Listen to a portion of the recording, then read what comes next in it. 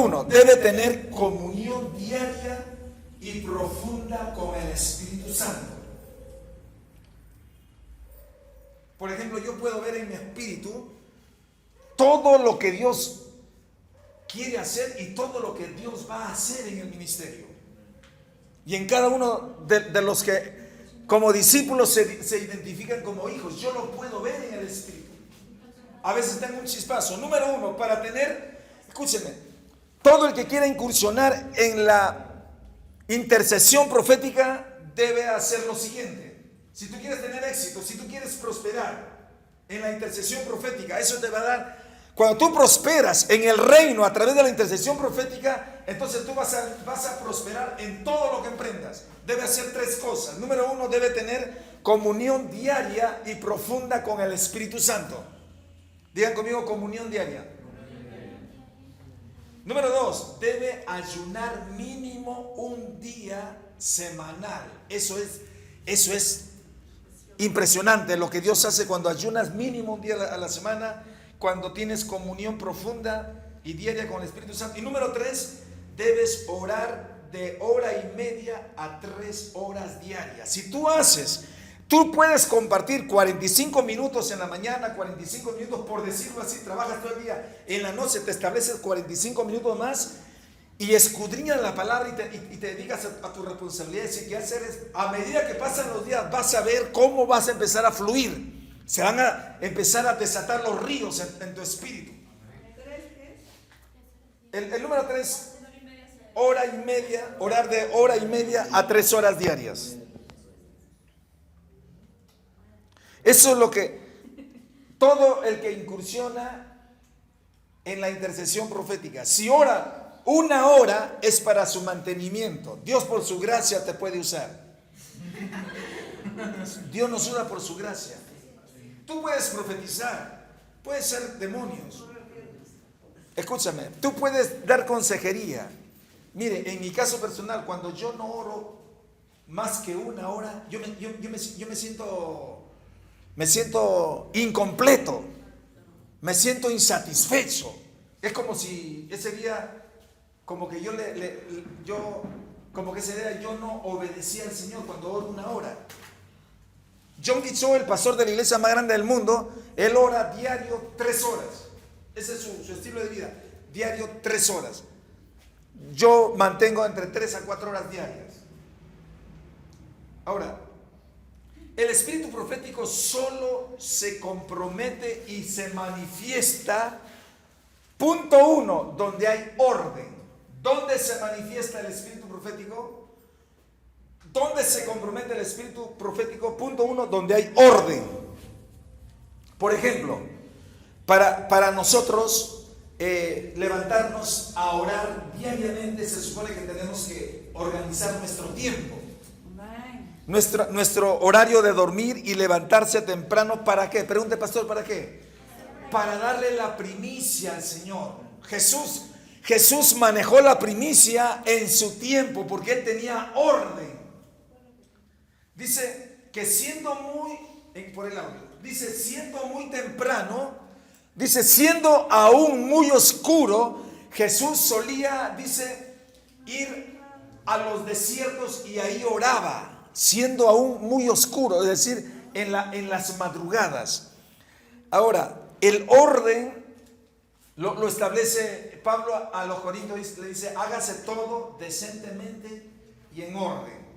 Porque cuando no hay orden, entonces nosotros no podemos tener un avance, porque ya hay responsabilidades, tenemos que hacer trabajos de la universidad, tenemos que dar consejería, tenemos que estudiar para predicar, tenemos que ir al mercado, tenemos que atender, etcétera, etcétera, el trabajo, el negocio, pero no hay orden. Por eso es necesario, si nosotros queremos tener éxito en la intercesión profética, tenemos que tener orden. Número 2, debemos tener disciplina. Disciplina, punto 2, significa tener la capacidad de cultivar principios. Eso es disciplina. Tener la capacidad de cultivar principios. Cuando hablamos de principios, hablamos que hay cosas que son en primer lugar. Disciplina nos habla de constancia. Dice la Biblia en Primera de Corintios capítulo 4 versículo 2.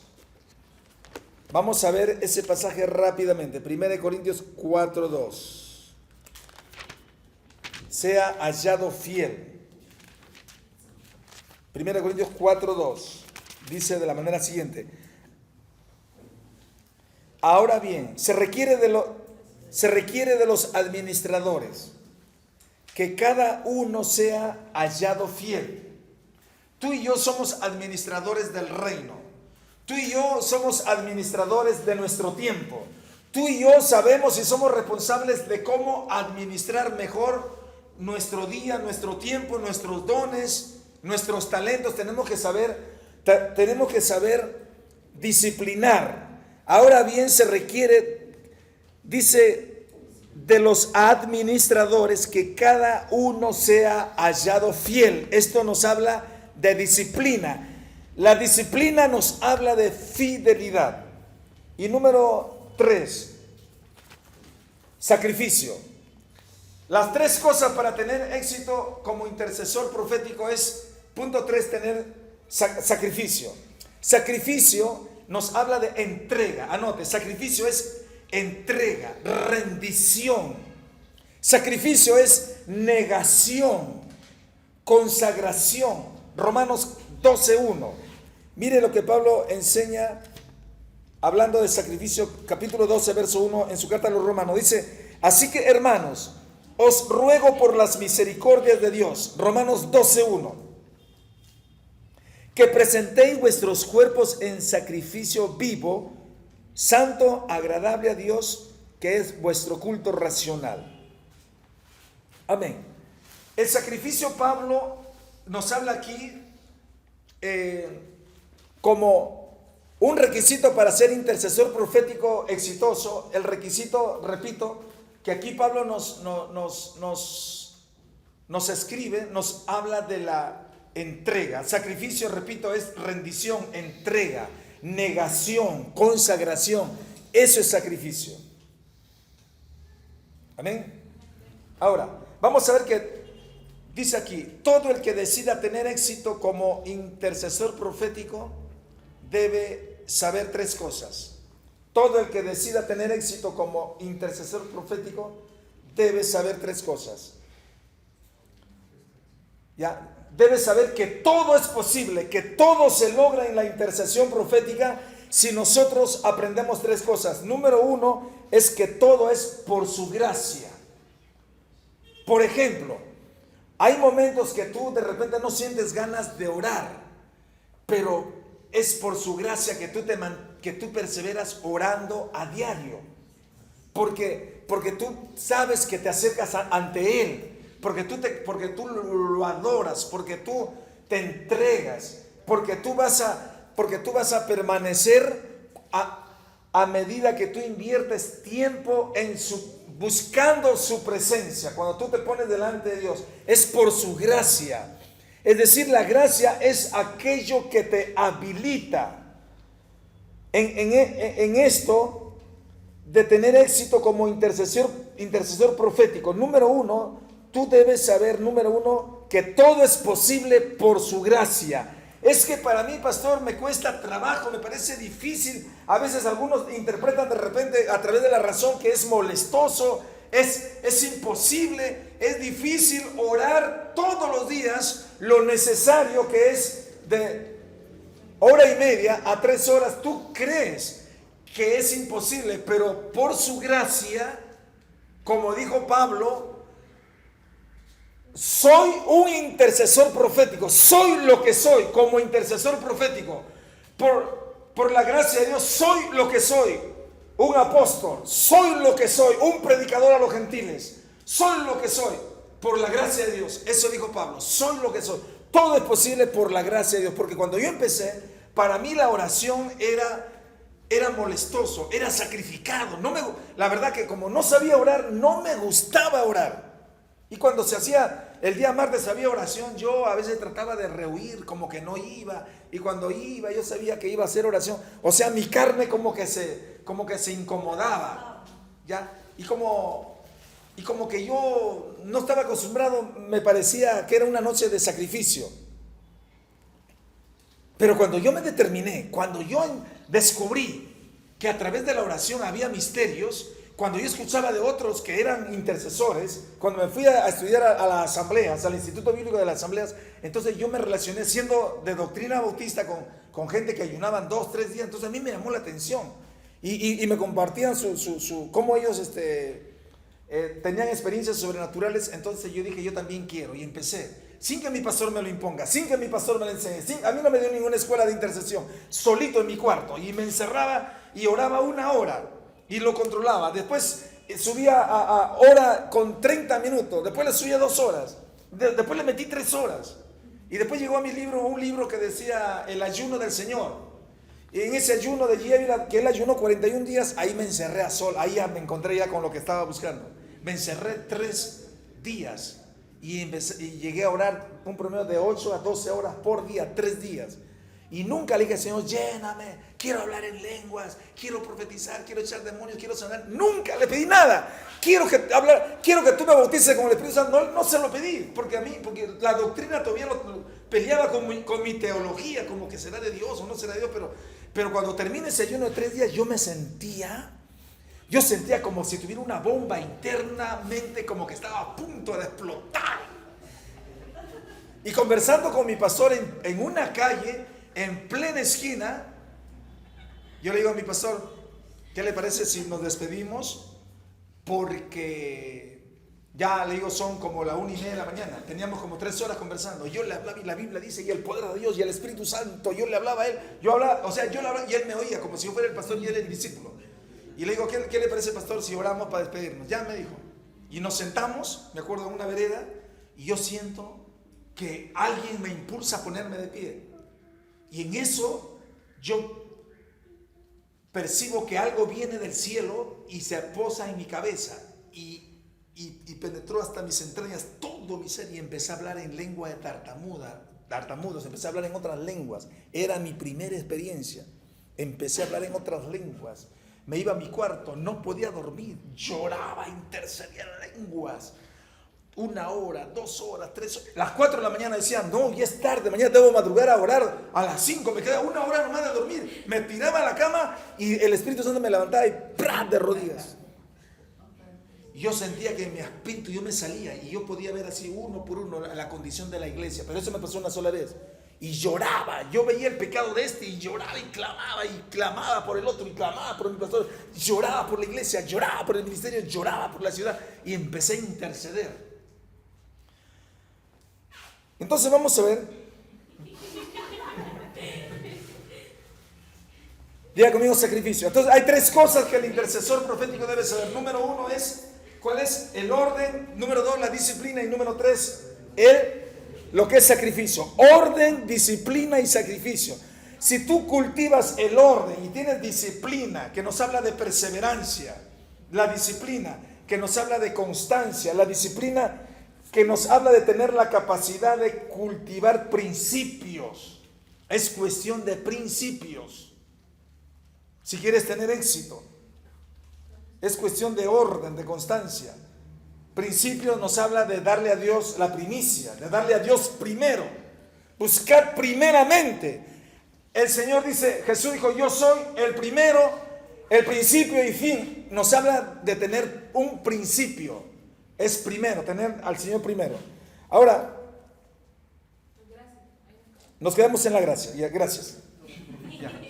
Ahora, entonces, número 1 debemos tener gracia. Número 2, para tener éxito como intercesor profético, todo es posible por su gracia. Tú puedes orar. Si tú no tienes el hambre por orar, si tú no tienes hambre por su presencia, pero tú te dispones a buscar su rostro, a buscar su presencia, a buscar de Dios, diga conmigo, todo es posible por su gracia. O si tú repitas las mismas palabras, cántale, ahí exprésate. Ahí mándale un mensajito. Porque la oración de ida y vuelta es que tú le hablas y el Señor te contesta. Esa es la oración de ida y vuelta. Y al principio como que tú te imaginas, como que el Señor me dijo, y ahí empieza a ejercitarte con el espíritu profético. Número 2, es por su gracia. Número 2, es por su amor. Para tener éxito como intercesor profético, todo es posible por su amor, es por su amor. Porque Pablo dice que el amor de Dios ha sido derramado en nuestros corazones. Cuando tú tienes amor, vas a llorar por la gente, vas a clamar por tu pastor, vas a orar por la obra de Dios, vas a tener amor. Es un amor que cuando tú ves a la gente, cuando tú ves al hombre que está, al pecador, al perdido, cuando tú ves a un pobre, alguien que de escasos recursos, que no tiene, que no le alcanza, o que tiene una enfermedad, tú te conmueves por dentro, sientes misericordia, porque tienes amor, sientes el amor de Dios por la ciudad, por los perdidos. Y eso es posible por su amor. El que quiera tener éxito como intercesor, todo es posible por su gracia. Punto 2, todo es posible por su amor. Y punto 3, todo es posible por tener comunión con el Espíritu Santo. Todo es posible cuando tienes comunión con el Espíritu Santo. 2 Corintios 13, 14. 2 Corintios 13, 14. 2 Corintios 13, 14 dice así: la gracia del Señor Jesucristo, el amor de Dios y la comunión del Espíritu Santo sea con todos vosotros. Amén. Entonces todo es posible por su gracia. ¿Por qué aquí antecede la gracia? Porque soy lo que soy, dijo Pablo, por la gracia de Dios. Tú de lo que no, de repente, de lo que no resistías orar 3 horas corridas, pero por su gracia, tú puedes orar 3 horas corridas, pero se da de menos a más. Es un ejercicio. Es por su amor. Porque la gracia del Señor Jesucristo, el amor de Dios y la comunión del Espíritu Santo sea con todos vosotros. ¿Qué quiere decir la palabra comunión? Pregunte, pastor, ¿qué quiere decir la palabra comunión? Ya, la palabra comunión en griego es koinonía, nos habla de tener compañerismo. Tener comunión con el Espíritu Santo nos habla de asociarse. Cuando tú estás asociado con el Espíritu, tienes compañerismo con el Espíritu, eso se llama tener comunión. En griego, comunión es koinonía. Cuando tú tienes koinonía es porque tú tienes compañerismo con el Espíritu Santo. Amén. Eso tenemos que cultivar. Tú tienes que tener comunión con el Espíritu Santo y expresarte con el Espíritu Santo. Decir: Espíritu Santo, tú que viniste a engendrar a Jesús para nacer en esta tierra, Espíritu Santo, tú que viniste en la fiesta de Pentecostés, Espíritu Santo, Jesús dijo que cuando tú vengas, tú me guiarás a toda verdad. Tú eres mi consolador. ¿Qué más? Espíritu Santo, tú nos enseñarás todas las cosas. Espíritu Santo, tú que así como levantaste a Cristo de entre la tumba, aquí estoy. Así como resucitaste a Jesús, aquí estoy. Espíritu Santo, resucita mi espíritu, resucita mis sueños, mis aspiraciones. Espíritu Santo, así como operaste a través de Cristo, de los discípulos, así como tú hiciste la obra y así como lo haces a través de mis hermanos, del pastor, de mis líderes, Espíritu Santo, aquí estoy, háblame. Espíritu Santo, quiero y necesito oír tu voz. Tú te conectas con el Espíritu Santo y el Espíritu Santo te habla a través de ciertos pensamientos que parecen que fueran tus pensamientos, pero son los pensamientos que te da el Espíritu. Porque todo lo que coincida con la palabra es lo que en la comunión con el Espíritu Él te da. Vamos a ver ahora, la Escritura es la profecía más segura para interceder proféticamente. Escriba: la Escritura es la profecía más segura para interceder proféticamente. Segunda de Pedro 1:19. Porque si alguien no conoce la Escritura, ¿cómo vas a interceder proféticamente? Segunda de Pedro 1, 19, verso 20. Segunda de Pedro, capítulo 1, verso 19 al 20. La Escritura es la profecía más segura para interceder proféticamente. Segunda de Pedro 1, 19. Leemos, dice así. Porque nunca tenemos también, ¿qué dice? La palabra profética más segura, a la cual hacéis bien en estar atentos, como a una antorcha que alumbra en lugar oscuro, hasta que el día esclarezca y el lucero de la mañana salga en vuestros corazones. Entendiendo primero esto, que ninguna profecía de la Escritura es de interpretación privada, porque nunca la profecía de la Escritura fue traída por voluntad humana, sino que los santos hombres de Dios hablaron siendo inspirados por el Espíritu Santo. Amén. Entonces, ¿cuál es la palabra profética más segura? La Escritura. Tenemos la palabra profética más segura. Ninguna profecía de la Escritura, dice aquí el apóstol, que es de interpretación privada. Quiere decir que cuando alguien profetiza a través de la intercesión profética, tiene que hacerlo de acuerdo a la profecía de la palabra. Igualmente, cuando alguien te da una palabra profética o te profetiza, Pablo dice examinarlo todo y retener lo bueno, porque lo que se te diga tú tienes que compararlo con las Escrituras. Entonces, el intercesor profético debe hacer uso de la profecía más segura para interceder. Por ejemplo, podemos usar la palabra profética para atar y desatar. Mateo 16, 19. Esto nos habla en el libro de la vida. Mateo 16, verso 19. Vamos a ver sobre... Bueno, acá hay una controversia. Hay ministerios que no comparten con la idea de atar y desatar, pero es un principio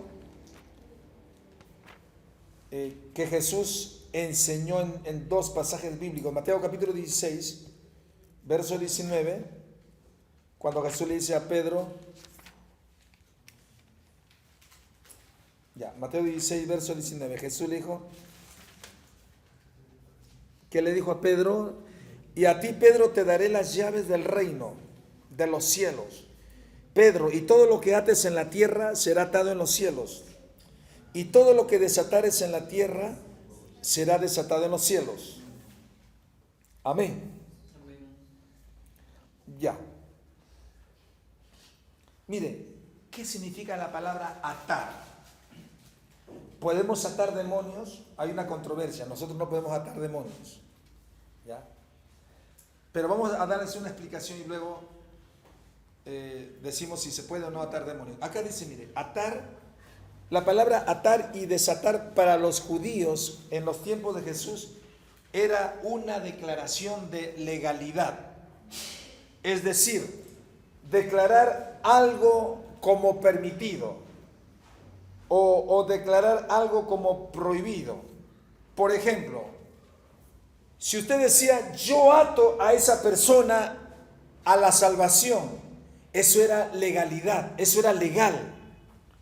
Es decir, la declaración para que se permitieran ciertas cosas, eso era un término legal. Entonces usted dice, yo ato a esa persona al reino, yo lo ato al altar, yo lo ato a Cristo. Nosotros tenemos la autoridad para atar y para desatar. Amén. Atar, de acuerdo al apóstol Sojo, de acuerdo a la escuela que tenemos en el material, atar significa ligar. ¿Qué cosa es atar? Atar es ligar, establecer, imprimir, asegurar, etcétera, etcétera. Eso es atar. Es ligar, establecer, imprimir. Por ejemplo, Pablo dijo, ligado yo en mi espíritu, subo a Jerusalén, aunque yo no sé lo que ahí me ha de acontecer, salvo que el Espíritu Santo me da testimonio en todas partes que allí me esperan tribulaciones. ¿Por qué? Porque Pablo estaba ligado en su espíritu al espíritu profético que le estaba direccionando subir a Jerusalén. Y viene un profeta llamado Agabo, dice que tomando el cinto de Pablo empezó a atarse de pies y manos y le dijo al apóstol: así atarán al dueño de este cinto. Y dice que los hermanos empezaron a llorar. Y Pablo, ¿qué le dijo? Le dijo: ¿por qué lloran? Quebrantándome el corazón. Quiero que sepan que no solamente estoy dispuesto a sufrir en Jerusalén por causa del Señor, sino también aún a entregar mi propia vida por causa del Evangelio del Señor. ¿Ah? Pero ligado yo en mi espíritu, dice Pablo, voy a subir a Jerusalén, porque el espíritu profético le direccionaba. Pero a la vez el espíritu profético, para ponerlo a prueba, le advertía lo que le iba a suceder en Jerusalén. Y cuando llegó a Jerusalén, Pablo fue azotado, Pablo fue perseguido. Entonces, atar quiere decir ligar. Diga conmigo: yo ligo mi espíritu al espíritu de la casa. Diga conmigo: yo ato mi espíritu al reino de Dios. Diga conmigo: yo ato a mi familia a la salvación en Cristo. Muy bien. Ahora la pregunta es: ¿por qué usted tiene la autoridad para atar y desatar? Por ejemplo, yo desato protección divina. Yo desato salud divina. Yo desato ángeles. Yo desato finanzas. La pregunta es: ¿por qué esa declaración se hace legal en el mundo espiritual? ¿Por qué eso crea un resultado? La respuesta es porque tú y yo somos embajadores del reino de Dios. En 2 Corintios, vamos a ver, el embajador es un representante legal enviado por un rey para representar su reino. Eso lo dice 2 Corintios 5, versículo 20, que tú y yo somos embajadores de Cristo. Un embajador es una autoridad delegada por el rey. 2 Corintios, capítulo 5, verso 20. Muy bien, leemos ahora. 2 Corintios, capítulo 5, verso 20. Así que somos embajadores en nombre de Cristo, como si Dios rogase por medio de nosotros. Os rogamos en nombre de Cristo, reconciliados con Dios.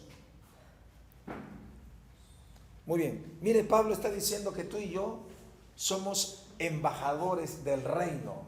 Somos embajadores, dice, que representamos una ciudadanía la cual está en los cielos. Un embajador, ¿quién es un embajador? Pregunte, pastor, ¿quién es un embajador? Un embajador es un representante legal enviado, escúcheme, para cumplir con una asignación. Ese es un embajador. Es una autoridad legal enviado a, por ejemplo, si hablamos en el contexto del mundo natural, la embajada, escúcheme, la embajada es una propiedad, es una vivienda donde ese territorio no lo pueden invadir, escúcheme, no lo puede invadir ni la policía ni el ejército de aquel país extranjero, porque ese pedacito de tierra, allí, de acuerdo al convenio, de acuerdo a la ley, ahí está establecido alguien, el embajador que representa la nacionalidad de un país extranjero. Por ejemplo, cuando yo fui con mi esposa, fuimos a la embajada, ¿verdad? Para que nos dieran la visa. ¿Ya? Entonces, ellos son autoridades que representan a los Estados Unidos. Tú te vas a los Estados Unidos y tú tienes algún problema en particular, por ejemplo, un peruano, ¿a dónde acude por ayuda? A la embajada peruana, ¿ya? Va al embajador de Perú y el embajador de Perú le presta servicio, le ayuda de acuerdo a la ley, defiende su causa, vela por sus intereses personales, vela por su integridad física. Ese es un embajador. Entonces, es una autoridad delegada por el rey. El rey a su embajador le otorga instrucciones. Número 1, el rey es quien pone su autoridad en el embajador. Quiere decir que tú y yo somos una autoridad que representamos al Rey de Reyes y Señor de Señores. Número 2, el rey le da su total respaldo al embajador que lo representa aquí en la tierra.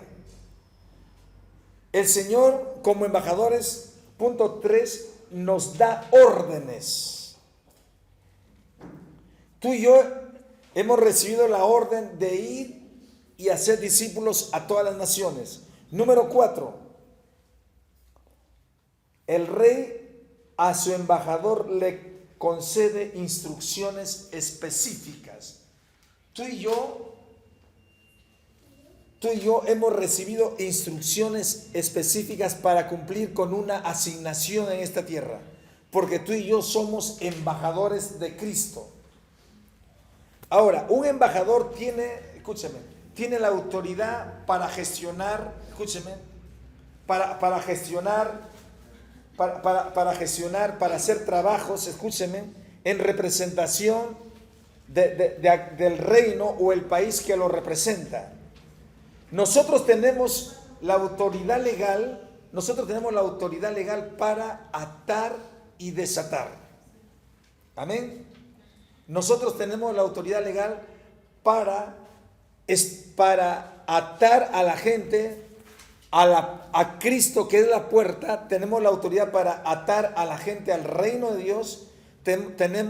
Y esto como intercesión profética, cuando tú tienes integridad y eres fiel, el Señor va a darte el respaldo, honrando tu fidelidad y haciendo que lo que tú estableces, lo que tú imprimes, lo que tú atas, lo que tú decretas, el Señor lo va a respaldar. ¿Por qué? Porque tú eres un embajador fiel, que lo representa de la mejor manera, que das un buen testimonio como embajador, que eres un administrador fiel. Y vamos a ver, dice aquí, el embajador del reino está en la tierra, y todo lo que ata aquí en la tierra, todo lo que establece, todo lo que imprime aquí en la tierra, es atado, es ligado, es establecido en el cielo. Porque Jesús dijo, y todo lo que atéis en la tierra será atado en el cielo. Vamos a ver, repito, por ejemplo, todo lo que usted imprima en la tierra, todo lo que usted escriba en una hoja, quedará escrita en los cielos. Porque atar quiere decir imprimir. Repito, todo lo que usted imprima en la tierra, todo lo que usted escriba en una hoja, quedará escrita en los cielos. Esto es profético. Por ejemplo, hay predicadores que el Señor les mostró, por ejemplo, que los brujos tenían una relación, los satánicos no tienen una relación, ya tienen una relación, y ahí aparecen los nombres de los ministerios más destacados. O sea, ellos hacen actos proféticos inscribiendo los nombres de los ministerios que quieren derribar. Ellos lo escriben, ¿ya? Ahora, nosotros tenemos la autoridad para imprimir. Vamos a ir ahora a Isaías, a la página, al tema número 4, la hoja 17. Tema número 4 de nuestro libro, en la hoja número 17. La lección número 4, la página 17. Activando el poder de los llamados eternos. ¿Qué dice Isaías 55, verso 5? He aquí, llamarás a gente que no conociste, y gente que no te conocieron correrán a ti por causa de Jehová tu Dios. Ahora, mire, en este pasaje nos enseñan que nosotros debemos llamar a la gente por su nombre, que nosotros tenemos la autoridad como embajadores, tenemos la autoridad para atar, llamando a la gente para que vengan al reino de Dios. La pregunta es, ¿será correcto hablar a una persona y llamarlo por su nombre? ¿Usted escuchó que alguien enseñe esto? Que tú puedes llamar a la gente que no conociste, a la gente que está distante de varios kilómetros o está en otro sector de la ciudad. ¿Tú le puedes llamar a esa gente? ¿Ah? Pero ¿será correcto? ¿Usted escuchó que alguien enseñe esto? Nadie te va a enseñar esto. Ahora, ¿es bíblico que tú puedas llamar a una persona? Escúcheme, los brujos lo practican. Escúcheme, los brujos se mueven astralmente a través del alma, pero la Escritura dice que nosotros sí podemos llamar a las personas de una distancia por ejemplo, vive en Nuevo Chimbote, yo lo puedo llamar por su nombre, la Biblia sí lo dice, pero esto se desconoce, esto no se practica sino en el mundo de la intercesión profética. Pregunte, pastor, ¿dónde dice que podemos hablar a la gente por su nombre? A una distancia larga. Ya, vamos a ver. En Hechos 16. Hechos 16. Si la Biblia lo dice, entonces ahí tenemos la base. Hechos 16. No le vas a hablar esto a un teólogo, a uno que participa en una iglesia doctrinal, donde solamente tienen conocimiento y no tienen revelación y no fluyen en la unción. Ellos no te van a entender. Hechos 16, el verso 9. Sí. Miren lo que dice. Hechos 16. Y se le mostró, verso 9.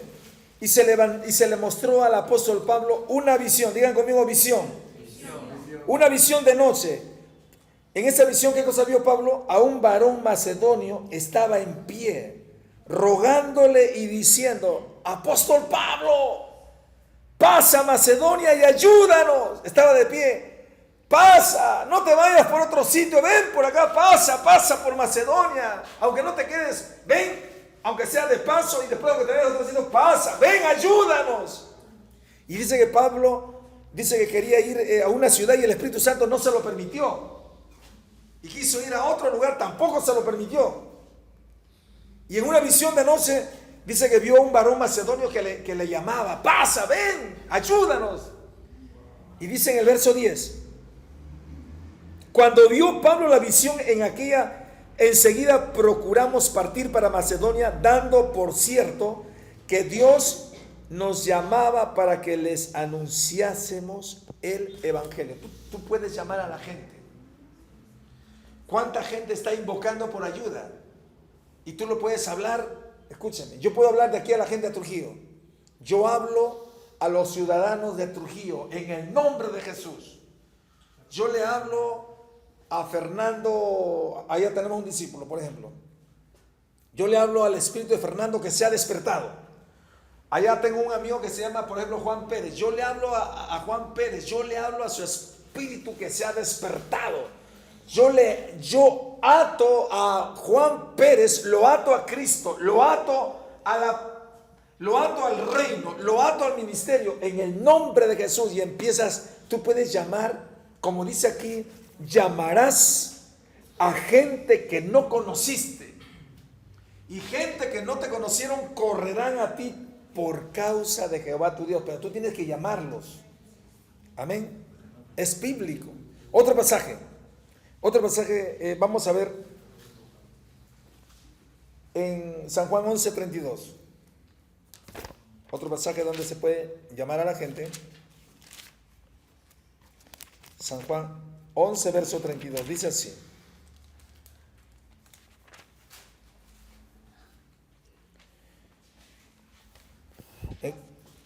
La resurrección de Lázaro.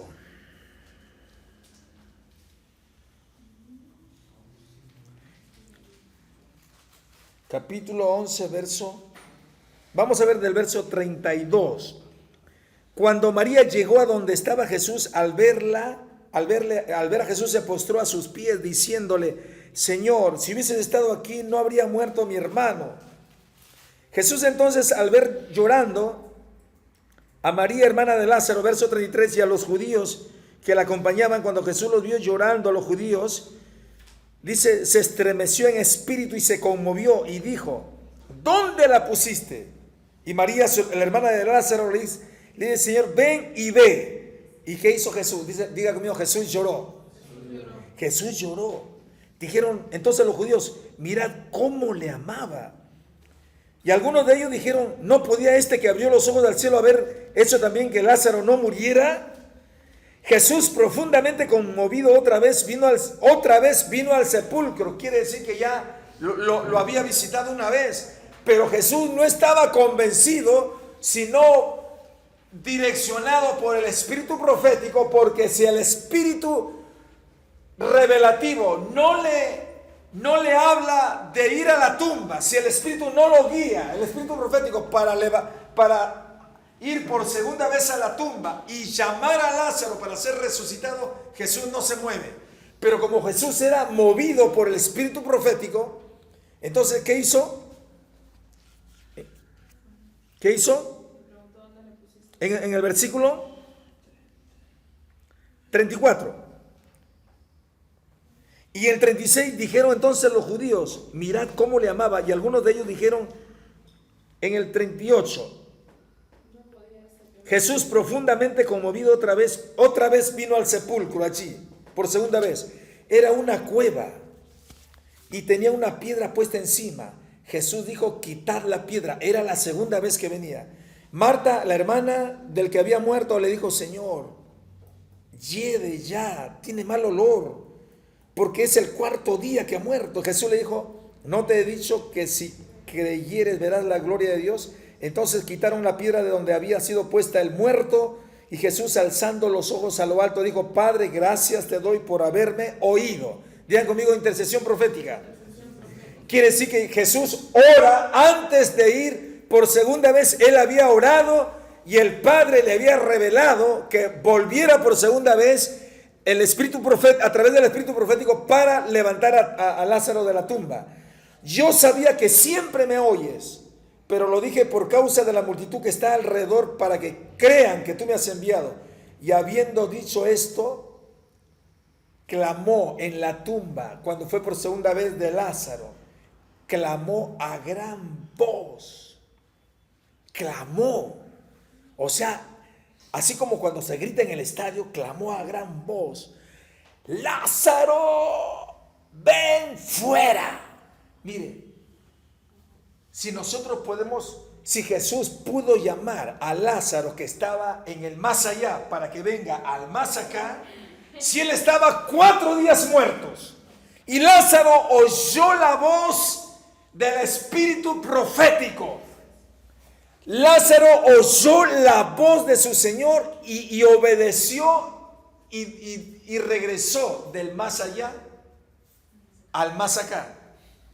¿Cuánto más? Ahora, si tú llamas a la gente que no tiene los 4 días en el sepulcro como Lázaro, pero sí están muertos en sus delitos y pecados, llamarás a gente que no conociste, y gente que no te conocieron correrán a ti por causa de Jehová tu Dios.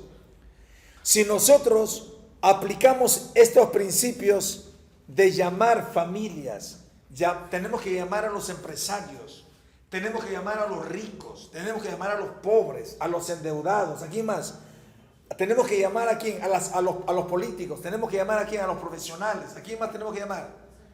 Tenemos que llamar a los enfermos esquizofrénicos, enfermos mentales. Tenemos que llamarle. Vamos a ejercitarnos llamando a la gente y vamos a creer que Dios va a hacer el milagro. ¿Cuántos lo creen conmigo? Ya, muy bien. Vamos a avanzar. En Hechos,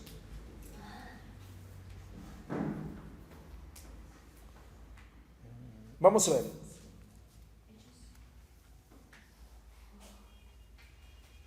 Vamos a la página 5. Al capítulo 5. Vamos a la clase número 5, pasamos. Página 19. 5, página 19. Ya. Pasamos al tema 5 de la página 19. Ya. Aquí vamos a ver la historia del endemoniado gadareno. ¿Verdad? Está en el libro de Marcos 5.1. Marcos 5.1. Ahí mismo vamos a dar lectura. Ya, acá mismo vamos, pero vamos empezando en el capítulo 4 primero, para tener el orden. Sí, Marcos 4, vamos a buscar, sí, Marcos 4, verso 35. Luego pasamos al capítulo 5. Evangelio de San Marcos, capítulo 4, el verso 35. Mateo, Marcos. Ya. Vamos a ver en el capítulo 4. El verso 35 dice así.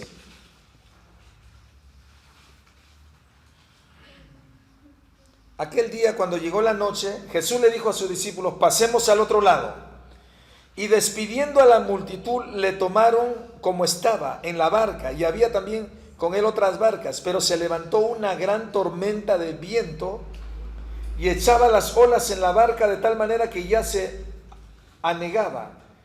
Y Jesús estaba en la popa durmiendo sobre un cabezal. Y le despertaron y le dijeron: Maestro, ¿no tienes cuidado que perecemos? Y levantándose, Jesús reprendió al viento y le dijo al mar: Calla, enmudece. Y cesó el viento y se hizo grande bonanza. Y Jesús le dijo a sus discípulos: ¿por qué estáis así, amedrentados? ¿Cómo no tenéis fe? Entonces sus discípulos temieron con gran temor y se decían el uno al otro: ¿quién es este que aún el viento y el mar le obedecen? Amén.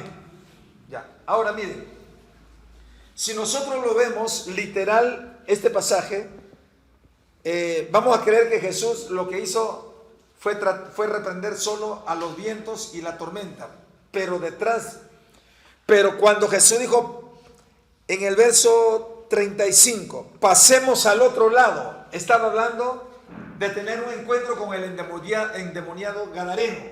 Cuando Jesús le dijo a sus discípulos: vamos a la ciudad de los gadarenos, allí había, ¿quién estaba en la ciudad de Gadara? Estaba el endemoniado que dice que vivía en los sepulcros, en los cementerios. Dice que él se hería con piedras. No, dice que lo trataban de sujetar con cadenas y no podían porque rompía las cadenas. Era un endemoniado que la gente le tenía temor. Y cuando Jesús le dice a sus discípulos: pasemos al otro lado, entonces escuchó el infierno. Los demonios que estaban habitando a este hombre, al endemoniado gadareno, ellos se movieron para traer resistencia. Y cuando Jesús, a medida que Jesús avanzaba en la embarcación con sus discípulos, dice que de pronto vino una tormenta y el viento empezó a soplar, de tal manera que los discípulos creían que se iban a hundir y corren a Jesús. Él estaba durmiendo en la popa y dice que le dijeron: Señor, despierta, que perecemos. Cuando Jesús se despierta, él, a través de la tormenta y el viento, Jesús estaba reprendiendo a esa potestad satánica que se estaba resistiendo a su paso y tratando de que Jesús no llegara a la ciudad de los gadarenos. O sea, no era una tormenta común, no eran vientos o tormenta que se solía como otras veces dar por la naturaleza. Esta tormenta era manejado, escúchenme, esta tormenta era un resultado de un movimiento demoníaco de resistencia al cual Jesús, reprendiendo a los vientos y la tormenta, dice la Biblia que se dio una bonanza. ¿Qué hacía Jesús durmiendo? Escúchenme, ¿qué hacía Jesús durmiendo? La interpretación es que Jesús no estaba durmiendo. Porque cuando tú estás intercediendo proféticamente, cuando tú estás lleno del Espíritu, tú estás durmiendo físicamente, pero en tu espíritu tú estás velando. Estás en un estado consciente, en tu ser interno, en tu ser espiritual. Tú percibes, tú estás conectado con cualquier movimiento y de pronto tú te despiertas y percibes demonios y empiezas a reprender. Por ejemplo, mi esposa se despierta y por ejemplo, una vez hablando en lenguas y me profetizaba. Yo le decía, ya mucha profecía, ya tantas cosas que me has profetizado. ¿No? U otra vez se despierta y dice, he visto tal cosa. O uno percibe en el mundo espiritual. Estás durmiendo físicamente, pero en tu espíritu tú estás velando, estás conectado con el espíritu. Y Jesús, mientras dormía, Jesús se transportó en su espíritu a la ciudad de Gadara para anunciarle al reino de las tinieblas que el Rey de Reyes, el Señor de Señores, que el Libertador de Libertadores iba a pisar la ciudad de Gadara para traer las buenas nuevas, para libertar a los oprimidos, para sanar a los heridos. Y Pablo dice a los corintios, aunque ausente en cuerpo, pero presente en espíritu. Eso quiere decir que Jesús, aunque ausente físicamente de la ciudad de Gadara, pero él se hizo presente en su espíritu. Es decir, Jesús estaba haciendo guerra espiritual a través de la intercesión profética. Yo me acuerdo que yo tengo un amigo aquí en Chimbote. Tú lo ves por ahí por la calle, camina normal. Ya es un evangelista, Dios lo usa, en milagros, todo. Él siempre, ahora ya poco converso con él. Él antes de ir a una ciudad, él ya estuvo en esa ciudad. Él ve la campaña, ve los milagros, él ya sabe lo que va a pasar, porque en su espíritu el Señor lo transporta. Y para él eso es algo común. Siempre que le invitan, él viaja a veces a Ecuador, a Chile, Argentina, viaja mayormente por el Perú. Siempre que él va a una campaña, ya en su espíritu él estuvo ahí, el Señor le muestra lo que va a pasar. Se mueve en lo sobrenatural, pero se ha quedado solamente en eso. No hace discípulos. Pero dígale que está al lado suyo, sí se puede. Por ejemplo, el profeta, como mi esposa, tú conversas con la pastora como profeta y ella dice, yo lo veo así, así, así, así. Ni lo conoce, pero lo ve, lo puede ver por el Espíritu. Vamos a continuar viendo ahora. Estamos entonces, vamos al número 6. Para terminar ya con esto, terminamos. Página número 23. El dominio eterno de la palabra sobre los humanos. Vamos a terminar con esto.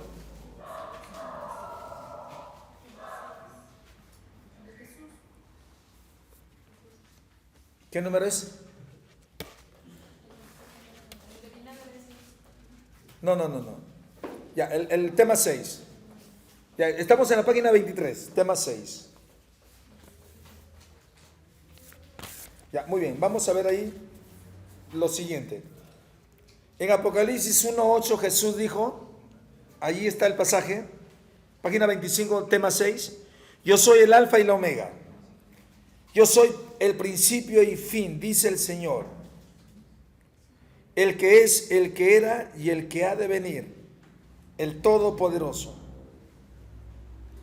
Amén. Ya, muy bien. Mire, toda persona está sujeto a la palabra. La palabra, escúcheme, la palabra, el principio de los humanos y todas las cosas que existen, lo visible y lo invisible y todo lo que será depende de la palabra. Todo se origina en la palabra de Dios. Todo se sujeta a la palabra. El hombre, como un ser espiritual creado por Dios, se sujeta al principio. ¿Quién es el principio? Jesús dijo, yo soy el principio y fin. Yo soy el alfa, en griego quiere decir principio. La omega quiere decir yo soy el fin. Toda persona está sujeta cuando tú declaras la palabra, que es espíritu, porque mi palabra es fiel y verdadera. Cuando la persona, por más perdida que se encuentre, cuando las personas que han sido destinadas para tener vida eterna, porque Jesús sabía quiénes eran los que no habían de creer en Él. Pablo habla a los judíos que no creían, le dijo, bien les ha acontecido a vosotros, lo que dijo el profeta Isaías, que con sus oídos oyeron pesadamente y su corazón engrosado, su corazón endurecido, etcétera, etcétera. Habla que hay gente que está destinado, escúcheme, hay gente que ellos han decidido por su propia voluntad, aunque el plan de Dios es salvar su vida, pero han decidido resistir la gracia de Dios, han decidido rechazar al Salvador. Pero hay personas que cuando tú llegas a sus vidas, hay personas que te van a escuchar. Y como dice en Hebreos capítulo 11, verso 3, para ir terminando. Mire lo que ahí dice, Hebreos 11, 3.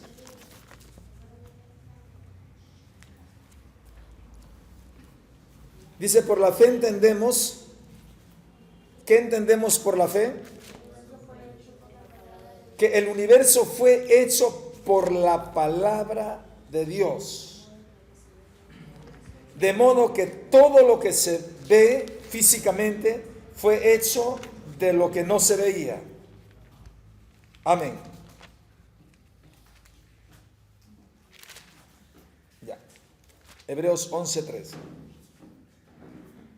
Mire, dice que todas las cosas creadas se originan o fueron hechas por la palabra de Dios. Cuando Dios dijo sea la luz, se hizo la luz. O sea, el mundo, todo lo creado fue hecho por la palabra de Dios. Ahora,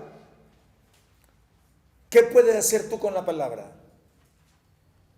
Tú puedes, a través de la unción o el espíritu apostólico, que es una gracia que Dios ha depositado en nuestro ministerio, tú tienes la habilidad de dar a luz, porque la iglesia es el vientre, escúcheme, de la casa, la iglesia. Tú puedes a través de la unción del ministerio del Padre de tu alma, tú puedes crear nuevas criaturas. Amén. Es decir, Dios, a través de tu intercesión profética, con los gemidos indecibles, tú puedes alumbrar hijos espirituales, porque esa es una gracia a través de la palabra.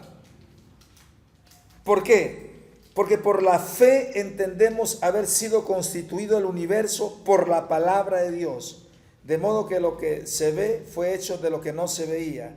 A través de la palabra nosotros podemos engendrar. Tú eres un hijo.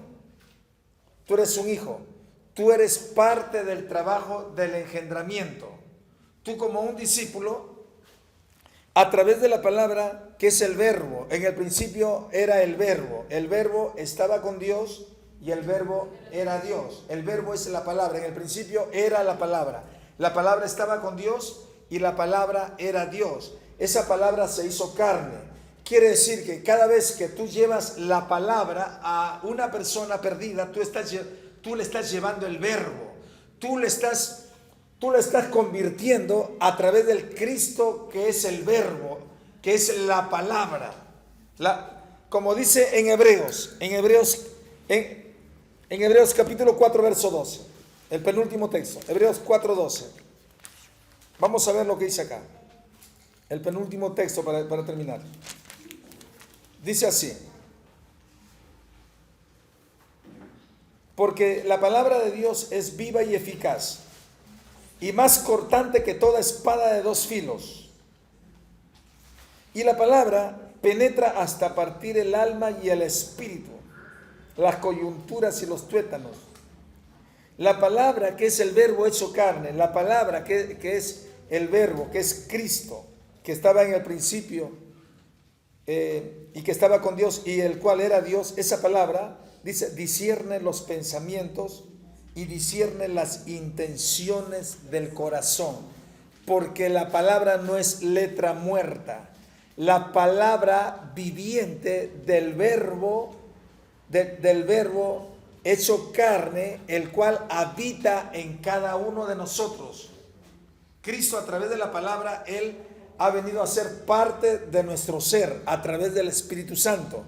El Espíritu Santo opera a través de la palabra. Cuando tú llevas la palabra a una persona, tú le estás llevando el verbo.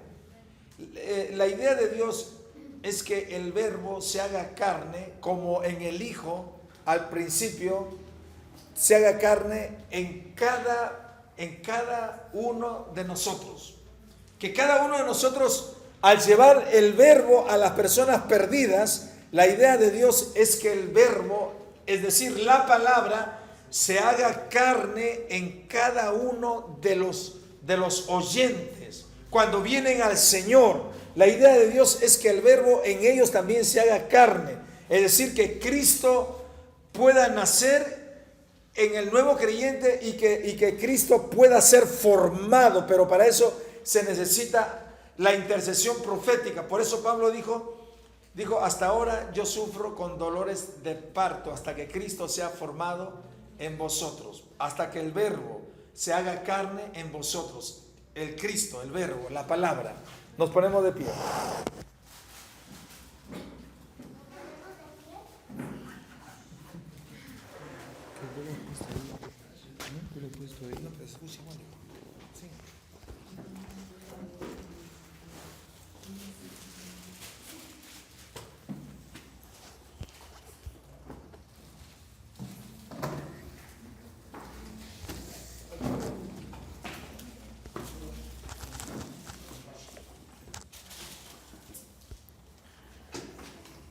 A ver, diga conmigo, Señor, te damos las gracias